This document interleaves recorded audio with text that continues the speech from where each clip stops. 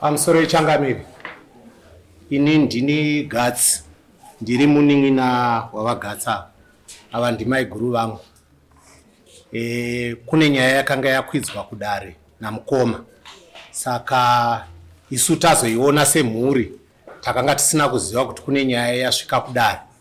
Saka ndauya ini ndakamirira mhuri kuti tiise chikumbiro chekuti nyaya timbondoigarira pasi semhuri, tozouya tokutaurirai zvatinenge tawana semhuri, chiri chikumbiro kwamuri Changamire.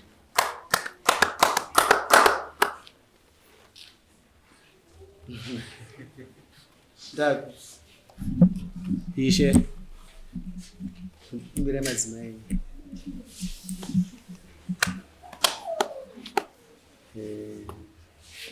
mai guru ndachikumbira kuti ndoigarira pasi nyaya yakauya kuno kudare semhuri, zvatinenge tabuda nazvo tozoya totaurira Changamire.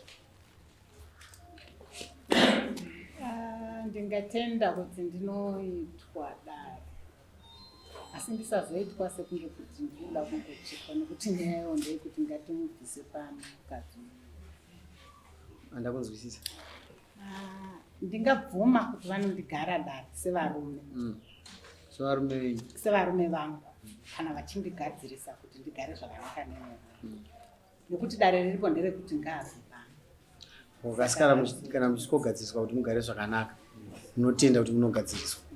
Zvinobuda handingazvizivi, ndotozviziva mai ndanogadziriswa.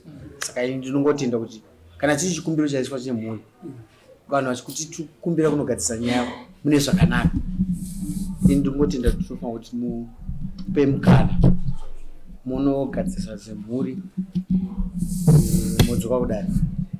Sabo ndafanira kuti murimo, muri ndenyu kai? Endai, hapana musha usina sabhuku. Handizvozvo kana dzapedzwa dzabhuyiwa dzinongodzoka dzienda mumarekodzi asabhuku, modzoka muswani. Next dare ndiko muswani swa 16 mazvita Gatsi. Mamuripiko nhaimi vaGatsi?